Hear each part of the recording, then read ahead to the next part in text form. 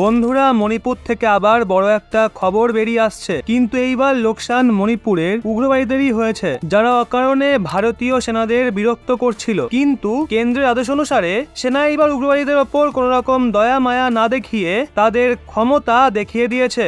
আর এইবার ওই উগ্রবাদীদের সাপোর্টার মানে ওখানকার গ্রামবাসীরাও তাদের সাহায্য করতে এগিয়ে আসেনি। এখানে কথা বলা হচ্ছে মণিপুরের থোবাল জেলার খাঙ্গাবক গ্রামের, যেখানে ভারতীয় সেনার হাতিয়ারের গুদাম রয়েছে।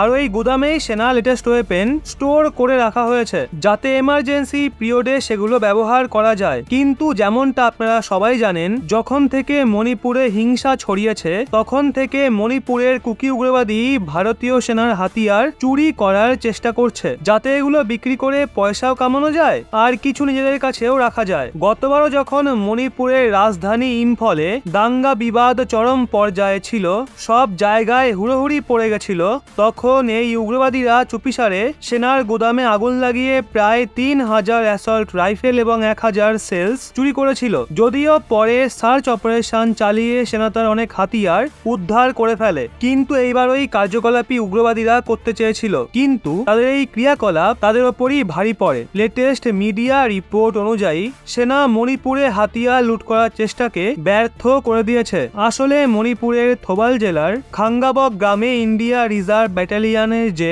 অস্ত্রাগার রয়েছে সেটা লুট করার চেষ্টা করা হচ্ছিল, কিন্তু এইবার সেনা সতর্ক ছিল।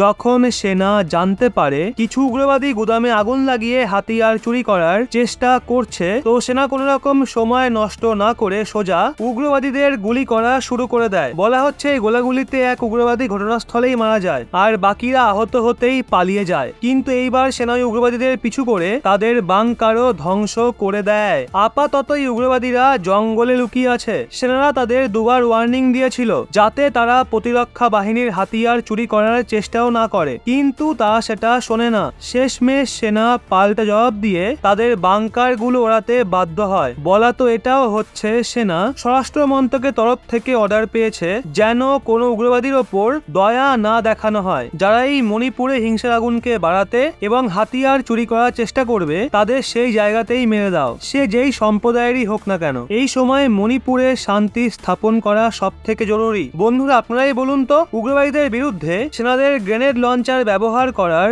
অনুমতি দেওয়া উচিত নাকি না? এই বিষয়ে আপনার কি মনে হয় নিচে কমেন্টে অবশ্যই জানান।